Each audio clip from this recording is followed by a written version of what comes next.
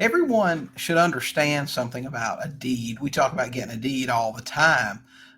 What happens with a deed? How important is that thing? Let me tell you, when you have a closing, it doesn't matter if it's a kitchen table close, if it's a close with a title company or an attorney, the seller is going to sign a deed. And that deed is going to give you or your trust or your entity title of this property. And once that deed's signed, it's going to be taken to the courthouse and it's going to be recorded. And then a couple of weeks later, you'll get it back in the mail. Once you get that deed back in the mail, most people put it in a safe deposit box or feel like it's got to be guarded like Fort Knox. And truth is, you can set that thing on fire and burn it, and it doesn't make any difference.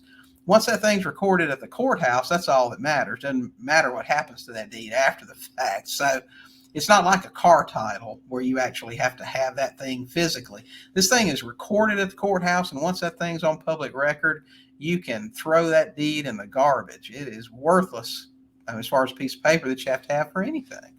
So don't worry about keeping the deed in a safe place. Once it's been recorded at the courthouse, you can do what you want to with it. You can go start a bonfire with it if you want to. And you probably should celebrate. Yeah, you just got a house subject to. Hey guys, thanks for watching.